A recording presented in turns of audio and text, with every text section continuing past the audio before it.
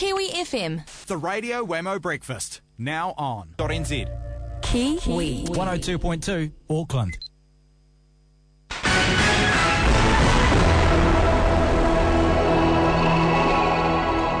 It is Eye on the World with Selwyn Manning this morning. Good morning to you, Selwyn.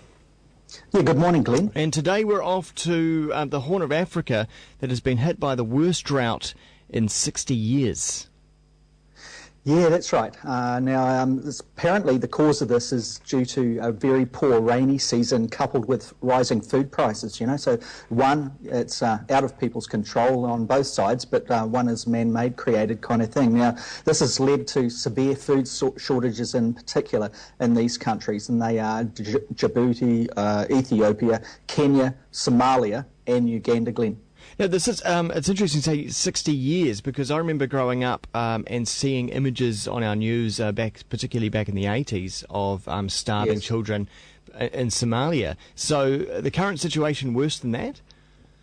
Yeah, Somalia in particular is of real concern here. But yes, exactly, for many it's deja vu looking back to the Ethiopian famines back in 1984 to 85. Huge outpouring of aid, obviously, from the arts communities too, led by Bob Geldof and others. But what's happening here, the United Nations, it says that at the moment there's the number of malnourished children in Somalia in particular has increased from, and you can't cop these figures, they're just huge, 376,000 to 476,000 increased malnourished children in the first half of 2011. The southern areas of Somalia, Glenn, they're of huge concern. They're under the control of Al-Shabaab, which is an insurgent group. It's aligned to Al-Qaeda, apparently, and it is in control of that southern region where 350,000 malnourished children are living. Crikey. And so what are the UN saying about this? Well, there's camps set up all around the border areas and in each of those countries I mentioned just before.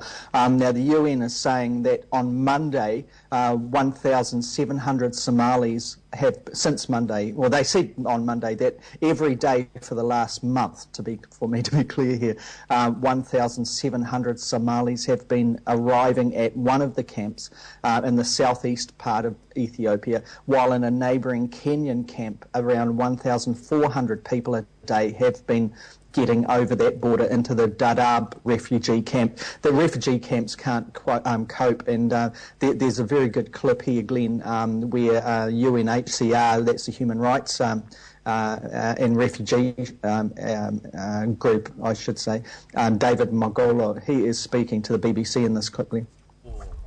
The people are very weak. Some of them having walked for days on the road without food, so they are arriving weak. Others are malnourished, severely malnourished, particularly the children. They are arriving in very bad condition. The most severely malnourished. So he's talking about the those children arriving in the camp, very malnourished. Yeah, that's right. And for many, like you mentioned before, it is deja vu to the famine that struck Ethiopia back in 1984-85. Now, remember that these countries, for those who are trying to picture the geography, they're all very, in that particular region that Glenn mentioned right at the beginning, the Horn of Africa. Ethiopia, it is in amongst this where the famine is starting to present again now. The UN is saying, however, that due to the severity right across this region, that this famine that is building up at the moment is going to be more severe. For example, there's a clip here of children that is so much like it's reminiscent of the 1984-85 famine, and this next clip kind of shows us very well what is happening there. Now, it's sad to see, really, the degree of suffering that these children in this clip are experiencing. They're obviously very, very thin. They're malnourished, to the extreme. But these are the ones that have made it to the camps where some form of assistance is actually on hand, and many others inside Somalia, well, they're still in desperate need of even getting to the camps, let alone getting aid and assistance. There are thousands at risk of perishing here, according to the UN, Glenn. What about the famine as a whole? How widespread is it? I mean, how far is it going? Well, once again, the emphasis at the moment is trying to actually find a way of getting aid to those that are caught in Somalia. There's widespread famine, and the UN is warning that it may lead into at least 1 million people perishing in the next month or so if this is continuing on. Now, like we mentioned before, there's very little that one can do about the drought conditions. There's a whole season where the rainy season is relied on to grow crops and to feed livestock like goats in particular. Now that rainy season really did not arrive in any meaningful form. So the drought is embedded so significantly that it's a dire situation that requires a huge amount of humanitarian assistance and aid from wealthy countries like ourselves, Glenn. Okay. Any final thoughts? What is happening? There's been what the UN is trying to do is to facilitate aid agencies to do deals with this group that is aligned to Al Qaeda. I mean, it's an ironic situation that demonstrates just how severe this whole problem is. Now, remember, the name of the group is Al-Shabaab. Now, that insurgent group has been in the past and up until this weekend has basically been at war at trying to make sure that the UN and aid agencies do not get to the people.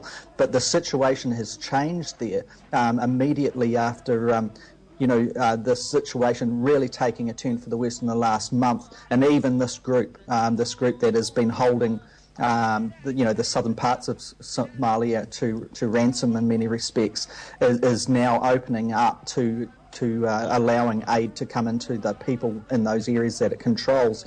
There's a clip playing at the moment that is showing, these guys in this group, they're serious dudes for sure. They're out there to really take the country and to replace it with Sharia law, a more extreme kind of version of Islamic law and practice that perhaps we saw arguably under Taliban in Afghanistan. So we're talking a heavy situation here. Most people would know that Somalia has basically been unruled for a good part of a decade or more, and this whole situation is really impacting on people at the moment in a severe way.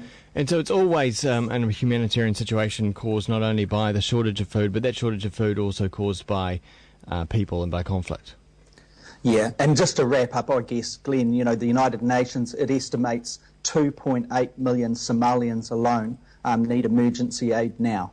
And one would suggest that, we do kind of look very carefully at the aid agencies that we trust back here to see which ones are actually pitching to actually assist in some way and perhaps, take a part in the relief in that way, Glenn. That is Selwyn Manning for Eye on the World. Thanks, Selwyn. Talk to you next week. Okay, Glenn. Take care.